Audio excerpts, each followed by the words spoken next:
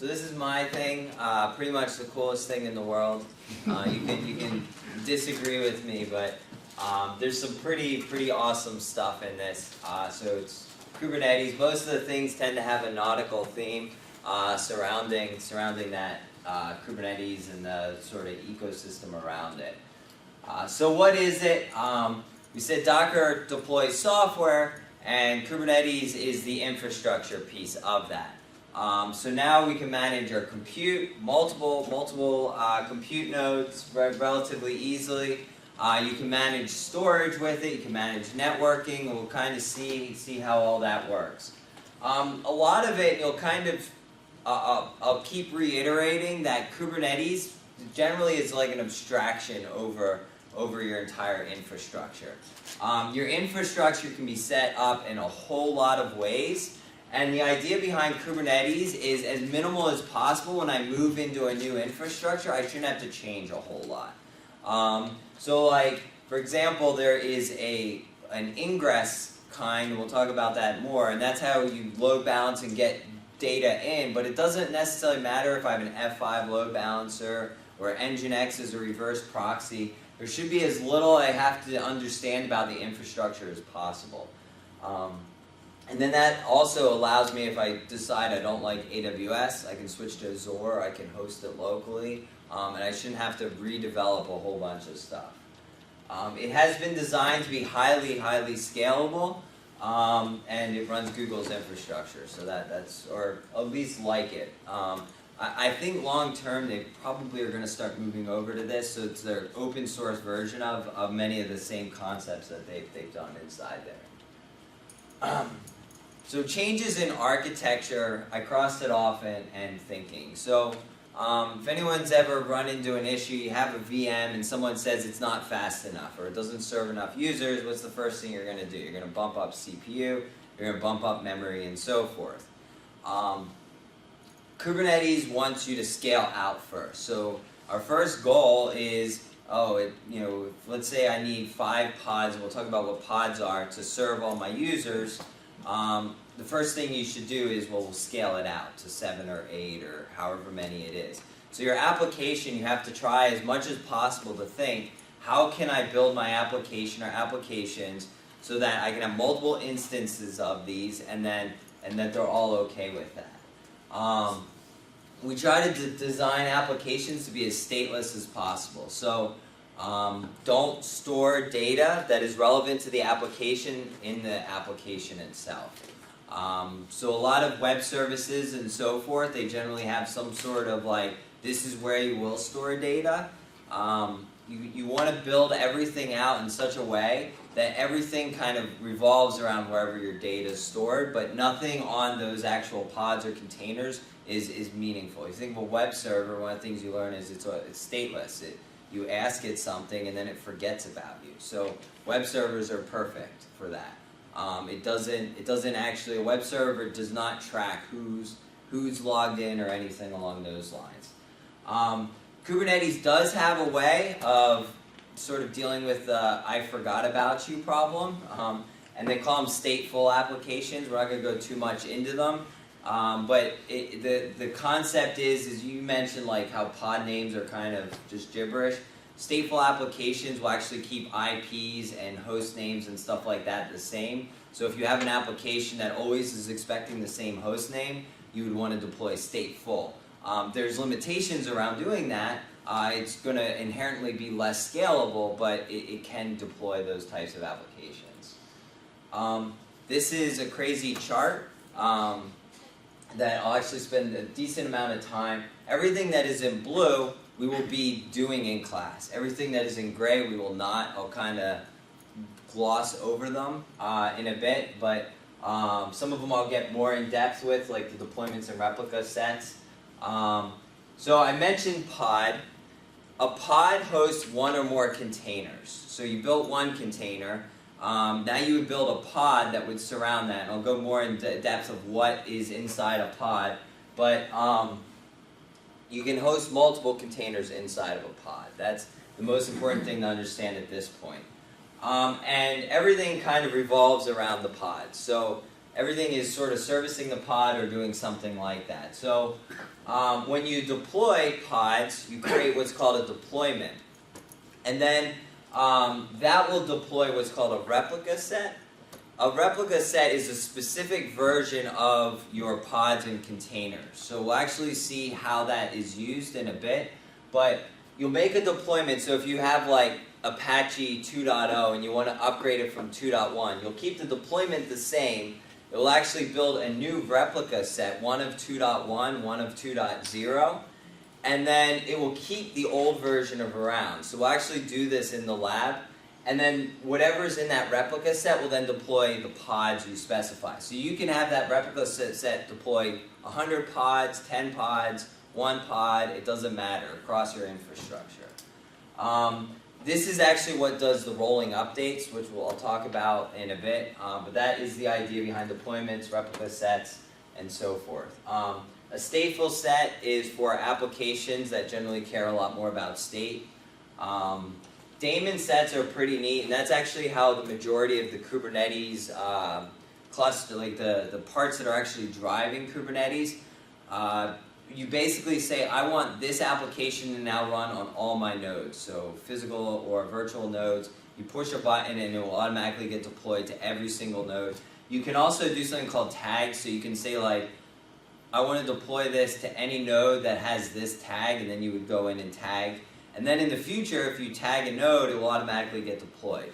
Or if you add a node, it will get deployed. So it's all you're just sort of defining that I want this application everywhere. You can do jobs or cron jobs. So if you've ever done a cron job in Linux, you can say every day at 6 o'clock, I want you to spin up a job, which is generally starting a container. And then it does something, and then it usually ends. So you don't want to just keep spinning up containers. So you can have, unlike the Apache container where it's meant to stay around, you can have a container that spins up, does something, and then shuts off. And then that would be your cron job for that. Replication controller is legacy, so we're not really going to care about that. That was kind of the old replica set model. We'll talk more about Ingress when we get to networking, but by default, nothing can communicate inside your Kubernetes cluster. So everything has to go through an Ingress. So if you want users from outside the cluster to be able to talk to you, it's through an Ingress. Volumes are storage. So we mentioned that containers can die, but we generally want to keep some sort of data. So if you think of like a database, you don't want to lose the database every time. So what you can do is you can actually create what's called a persistent volume claim, and that would run out to whatever your storage infrastructure is. It can be a whole bunch of different things. It then creates a volume on whatever your storage solution is, and now that persistent volume claim will live until you basically delete it. So the idea behind that is I can now spin up a container, and then when I shut that container down, I can build a new container with my newer software, and it will still mount that old data. So I don't lose whatever it is that I care about on that. There's also other types of volumes. We'll do a config map, which is pretty neat. You can, let's say if I have 2 applications, but they have a slightly different configuration. I could maintain 2 different containers, but that would be a pain in the butt, because now every time I have to update both of them. Or I can set up what's called a config map, and when the container comes up, I can lay files over whatever's there, and that will have all my configuration data. So now I don't have to constantly be rebuilding these containers. So if I just want a small change, and now I can mount different config maps into my 2 different containers without having to maintain 2 separate containers.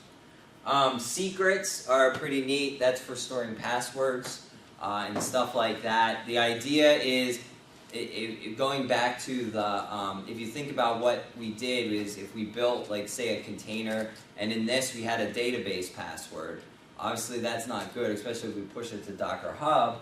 So you can actually store secrets inside your clusters that then get laid over containers. And the idea is it's not super secret. If anyone that has permission to view the thing, it's in base 64 encoding.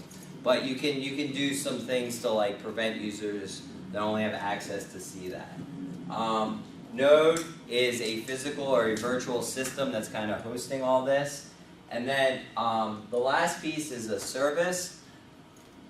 We mentioned that containers live, they die very rapidly. So we don't want to address containers by their IPs because the IPs get shifted all the time.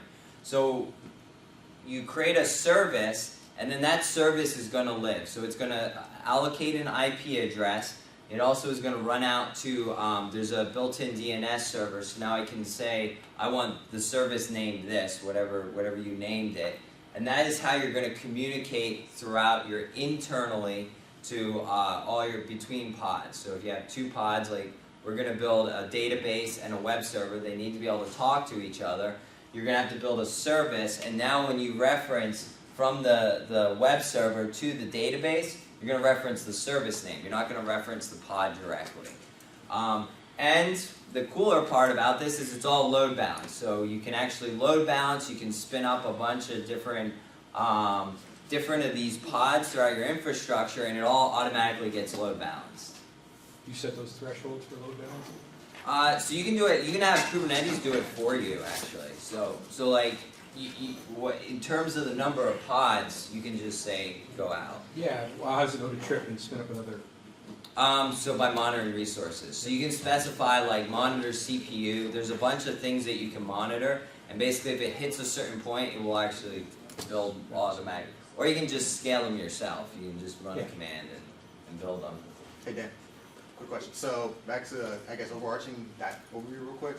So I see how all these concepts can be applied to kind of your own like on-prem environment, but can Kubernetes run in the various cloud providers? Yes. So every single cloud provider that's pretty major now does Kubernetes. So Azure, Google, AWS, they all like running full steam ahead to Kubernetes. Okay. So like the Ingress, for example, when you're using Google, you're using Google's load balancers, and when you're using Azure, you're using Azure's load balancers. Okay, so you essentially tie into their services, because a lot of this stuff sounds exactly like kind of the cloud model. So you just tie into their services, like I guess like Route 53 or stuff like that for various services. And get to pod and stuff like that. Yeah. So all this stuff like the volumes as well.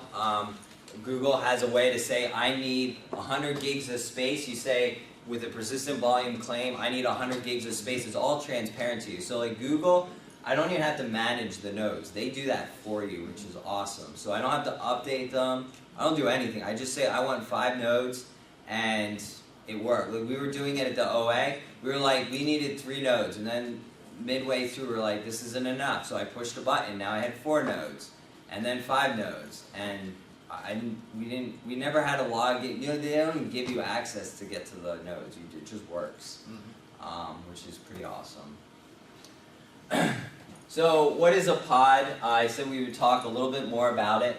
It is one or more containers.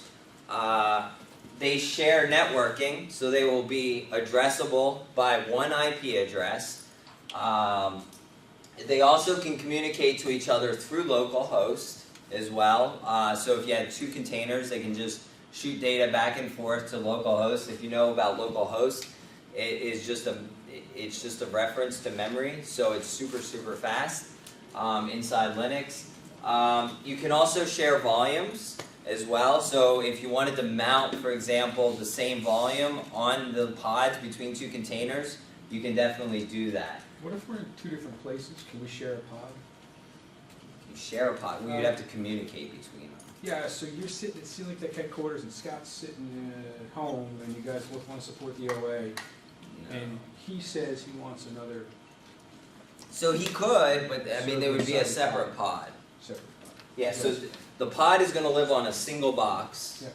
And that could be across multiple geographic locations and stuff like that. How do you log into the pod, or how do you? We'll get to that. I mean, you don't really. I mean, what you should be doing is going to Kubernetes and then doing like sort of like instead of Docker exec, it's kubectl exec and stuff like that. So, or that's being hosted. So containers are deployed inside of pods. They share a lot of resources, and they can communicate through networking. to each other. So if you think about that, remember how we said that you can only have one port 80 on your local host? Well, now you can only have one port 80 on your pod. So if you had 2 web servers, you'd have to pick another pod, or you'd have to break them out. But each pod across your infrastructure is going to be given a separate IP, so that doesn't really become an issue where I have to worry about what physical box it's on and so forth. I'll just really quickly skim through these. This is kind of pod design standards that they've come up with. This, for example, is called a sidecar container. A sidecar is usually you have a service that you're deploying, but maybe there's another container that provides some sort of service to it. Maybe it like goes in periodically and it cleans out disk or something along those lines. They generally are going to look at volumes, and maybe they'll go in periodically and clean things up. Whatever it is they're doing, those are called sidecars. Another common use is ambassadors. So if you think about that, maybe you have an application, but you want to proxy it or something like that. Like we used it in EdCop. We have Suricata that's pumping out logs, and it goes into Redis, which is a in-memory buffer. And then Redis is what's shooting the information out from there. And then usually those guys are going to communicate through localhost. So in our case, Suricata sends data to Redis through localhost, and then Redis is what communicates with all the other pods in your infrastructure. The other one is adapters, which is kind of the opposite. So it's kind of like proxying communication into it.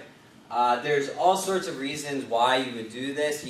Once it seems a little weird at first because we don't normally think of that, but like one of the neat uses of doing this is if you want to do like shared architecture, you can actually do reverse proxies that have you authenticate to a pod, for example, in order to get access to it. So now I don't have to build authentication in this application. I build it in this container. This just does authentication. Then I can share it across all my pods, so I have one way of authenticating throughout my infrastructure. So what is a deployment? This is how you're going to deploy pods. Every time you deploy a pod, you're going to create at least one replica set, and then that's going to deploy one or more pods. What we're actually going to do, and I think this is the coolest thing, this is actually what made me want to learn Kubernetes, was I saw a video of where they basically showed how they deploy a new version to their entire infrastructure. So what this sort of construct does is when I have version 1.0 and I want to go to 1.1, I'll just go in and I'll either edit my deployment file to say I now want version 1.1, and Kubernetes does the rest for you. So what it will start to do is it will actually take the old pod, so you'll have the old version and a new version. So it'll kind of be flipped to start, and it will say I now have two pods running on my old version. It will kill one of those pods. And the traffic will automatically, the load balance traffic before that will cut the communication off to that pod. So it's unknown to the user. And it will then stand up the next pod in the new version. And then it has what's called a liveness and a readiness check. So readiness says, I want to check this, and when this check comes clean, that means my pod is ready. So when that readiness check comes clean, which in our case we're just saying, can you like go to the website, you now have one version on the old, one version on the new. It will then kill this version and build the next version, and it rolls. So you can think, now it's not that crazy with 2 pods, but if you have hundreds or thousands of these pods, it becomes a really powerful construct where you can just deploy out. Then what happens, it actually keeps the old versions around. You can tell how many. Let's say you find a problem, you can roll it back really, really fast. There was a whole thing about how Google does it, and they have something called another book, which is Site Reliability Engineering, which is really good. They don't call their administrators system administrators. They're called Site Reliability Engineers. And one of the things that was kind of interesting to me was they actually talk about how you can get in trouble if your applications aren't failing enough. So when they build like an application, like say Gmail or something like that, they set a target that says you will maintain 98 or 99% uptime. But their argument is if you're not failing enough, then you're not moving fast enough. So depending on, like, some they'll set higher, some they'll set lower, but they've built all their infrastructure out so that they've centralized their error management in such a way that if, like, let's say they deploy a new version of Gmail and a user goes and hits that pod, they can actually, like, take a new version and only say maybe we'll do 1% of our users will be coming into the new version. They don't know it. And if they see a failure, their infrastructure will automatically say, oh, there's a problem. It will kill that pod, and it will say, hey, there's a problem with this. I don't know what it is, and the problem will go away. It's a pretty neat concept. So it does keep old versions around. You tell it how many old versions you want to keep, and you can roll back to them. I mentioned what a service is. A service is how you reference multiple pods, and this is how everything gets load balanced. We'll talk about the technicalities when we get to Tony's piece, but service will get its own IP address. Throughout multiple deployments and replica sets, that IP address is going to stay relatively the same unless you, for whatever reason, want to change it. It also gets a DNS entry, which is how you should be referencing things inside your cluster anyway. You shouldn't be going directly to an IP. You should be going by the service name. So when you create MariahDB, you're going to create a service called MariahDB, and then in your web server, you're going to reference it as MariahDB. This is a slightly simplified, or it's a simplified and slightly incorrect diagram. Just to kind of get the concept. When we get to networking, we'll actually go a lot more in detail. But I just kind of want to give like a very simplistic view of it at first. But in this case, for example, I have a client pod that's trying to communicate to a server pod. What happens is that communication comes out to the node, which is like the VM or the system it's running on. And then kubeproxy sits there and it will send it to however many pods throughout my infrastructure in a load balance fashion. So that server pod might be on the same box, or it might be somewhere else in my architecture. Some notes about networking and storage. Kubernetes does not provide networking and storage. By default, Kubernetes won't work until you at least provide it in networking. So storage you can kind of get around. As long as you don't care about keeping data. But if you want to keep data, you also have to provide storage as well. There are a ton of available network plugins. This is not all of them. They range. Flannel and Calico are the two bigger ones. We're using Calico. Open vSwitch is another one, which if you want to use Windows right now in Kubernetes, you have to use Open vSwitch. Flannel is in like approval phase, and Calico is supposedly next.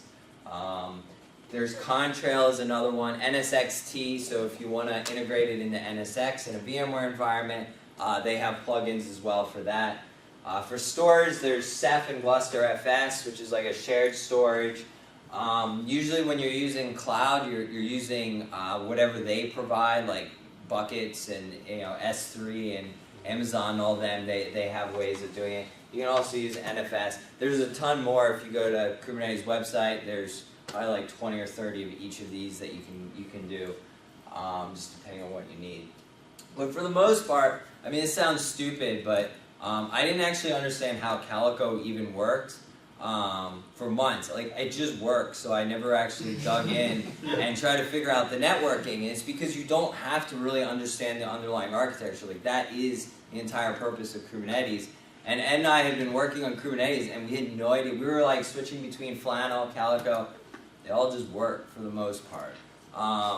So that kind of is a testament on the whole abstraction. So then I actually started to dig in because I knew you guys were going to ask me questions. And then I gave it to Tony to actually do it because He's a networking guy. Because he's a networking guy, I want to say things wrong. So, good news is you can kind of swap these in and out, and for the most part, it just works. So Ingress is, I already kind of mentioned it.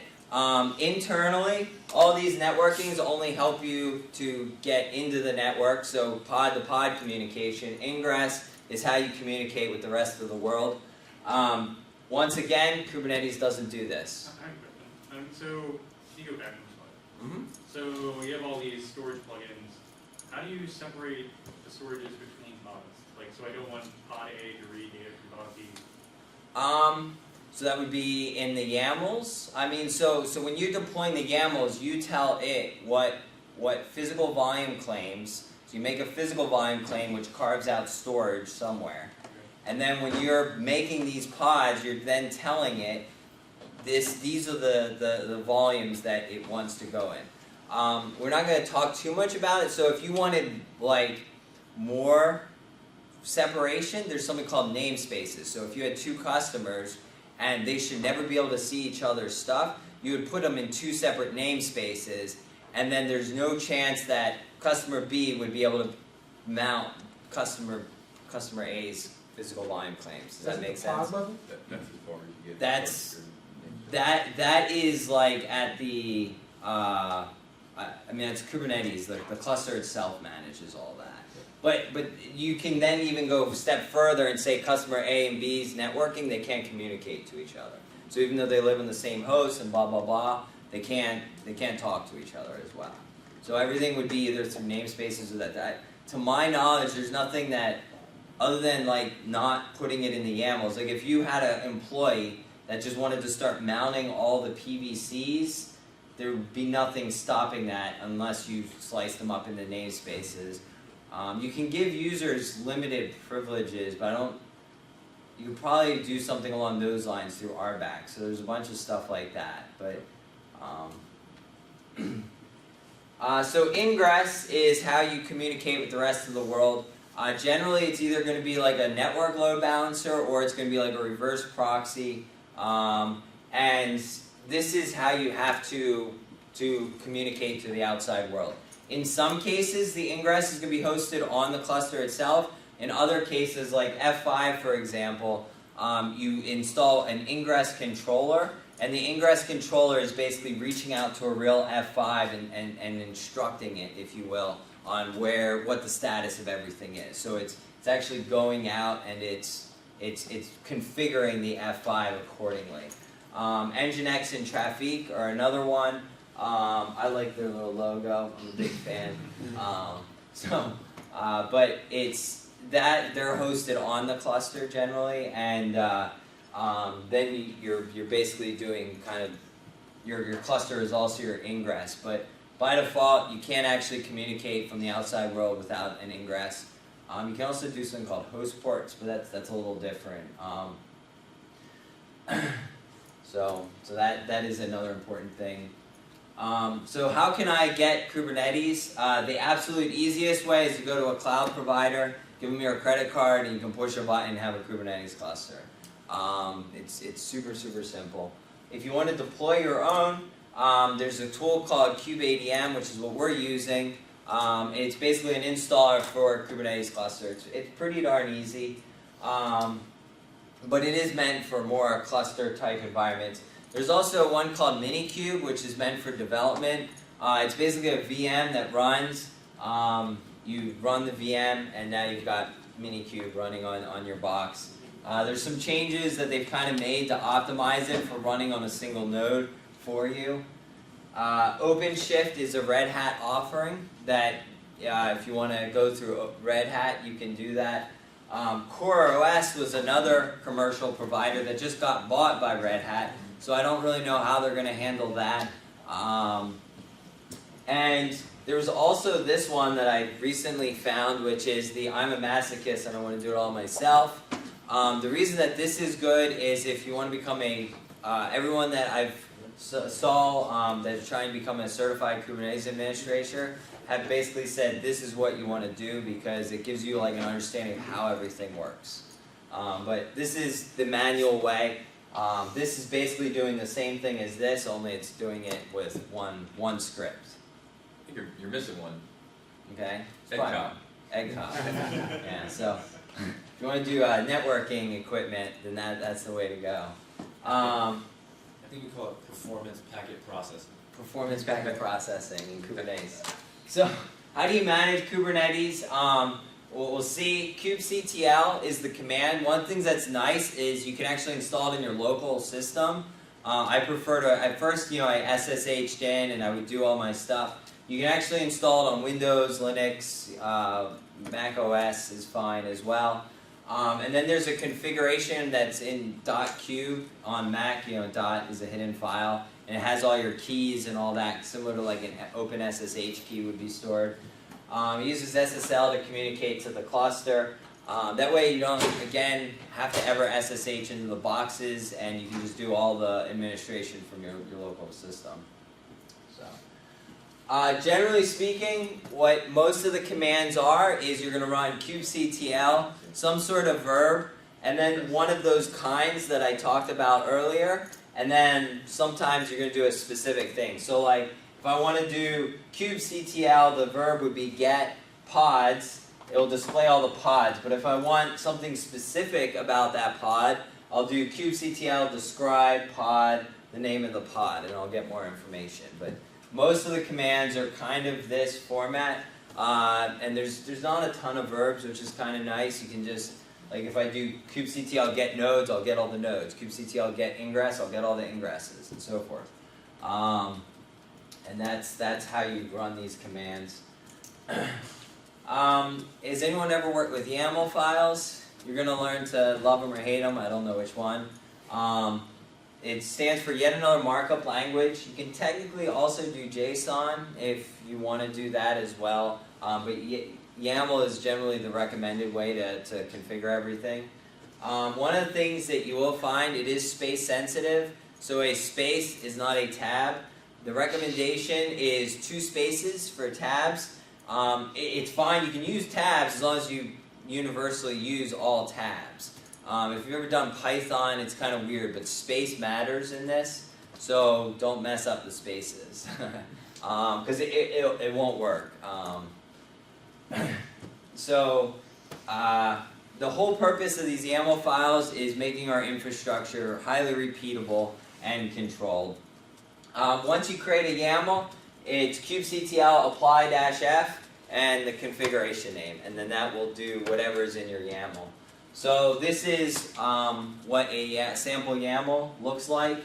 You'll see a ton more throughout the lab. You specify an API version, so the purpose of that is if, like, let's say in version 1.1 they change the structure just a little bit, the old YAMLs will still work, but if you want to use the new features, you have to move this to the newer version, and that's why they do that. You specify a kind, so in this case a service. You give it some metadata. It has to have a name. It doesn't necessarily have to have a namespace. It just uses whatever your default is. But the name it has to have, you can have a lot more. Like you can do things like tags, where you can then say like this is beta or this is alpha or something like that, and then you can create rules based on that. And then there's a specification. So in this case, if we're making a service, our port name is MariahDB. It's going to listen on 3306, and it's going to target 3306 inside the pod. And then the selector in this case is basically saying any pod that has the app tag, the database training, that's where you're going to send the data. So the selector is what the service is going to point at. And you'll sort of see, like when we're going through the labs, I have comments that sort of reference that. But these tags can be anything. It doesn't have to be app. It can be Joe or whatever. You should come up with obviously some standards inside your own organization. But there's the labels can be whatever they need to be. Other terms to know: a node is basically what everything's running on, either a bare metal host or a VM. A master is a special node that is in control of the entire cluster. A minion is everything that's not the master. In our case, we're actually going to have the minion and the master live on the same box because we only have one, which is generally not recommended, but that is what we're doing. There's something called a kubelet, which is a service that's running on every single node in your infrastructure, and that's what's actually communicating up with the Kubernetes server and doing all that. You mentioned namespaces. Namespaces are how you deal with multi-tenancy, so you can have multiple namespaces, and you can say John can only log into this namespace, and then they get their own pods, they get their own ingresses, all sorts of stuff. Everything is kind of their own. Kube-system is the namespace that all the underlying infrastructure works. So everything that is making Kubernetes work in the background lives in Kube-system. So generally, you'd obviously only give this to your administrators and so forth. A couple of more Kube-system pods that are sort of note. Kube API server is what orchestrates everything. So when you do like kubectl, you're talking directly with the Kubernetes API server. It also is what communicates with everything else inside Kubernetes. etcd is where all the information is stored. KubeADM deploys it as a pod. It doesn't need to be. You can actually deploy a separate etcd server for whatever reason and go from there. Kube-scheduler is when you deploy pods, it figures out where things are going to be placed. So it looks at, you can actually set up scheduling policies and say, I want whatever is like the least CPU used node, I want you to deploy there. It gets way more in depth than that. There's all sorts of like tweaks in how you can set up your scheduler to go from that. Kube Controller Manager manages all the controllers. So it manages all your nodes, replication, endpoints, service accounts, a bunch of other stuff. Kube Proxy, we'll see, is when we get to networking, is a very important thing. This pod is a daemon set, so we mentioned what a daemon set is, which means it gets deployed to every single node. And it is what does the load balancing between the services. I mentioned when you're doing the load balancing, it's through Kube Proxy. Kube DNS is a pod that is doing all the DNS inside your cluster. And we're actually going to deploy a web UI as well. That's optional if you want pointy clicky things. But I have a question. Can you go back? yeah. So what runs on, so you said there was like the master node. Yep. What of these has to run on the master node and what doesn't run on the master node? Most of these except for Kube Proxy, the kubelet.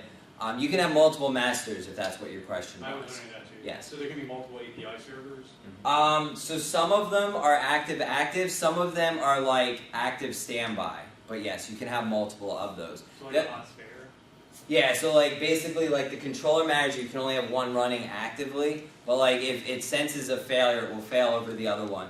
The other thing that we didn't mention is Kubernetes is pretty cool. So like if you have a pod or a container that fails, like let's say your application crashes, it actually will just try to restart the application. So it will deploy a brand new pod.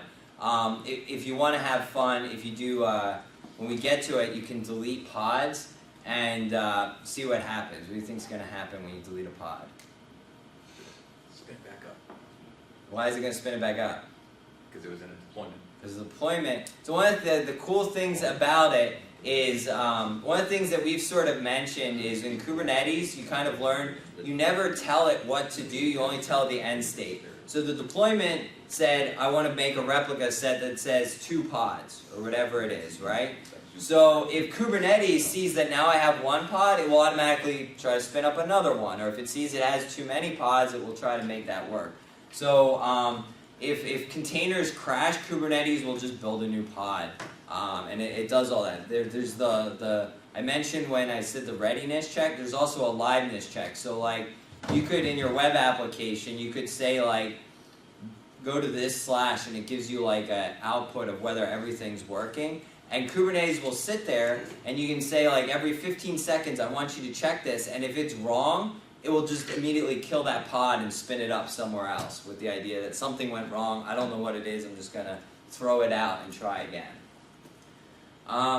So this is my little plug at this point. I actually, on Black Friday, they were selling like a discount to the cert, so I already paid for it, I haven't taken it.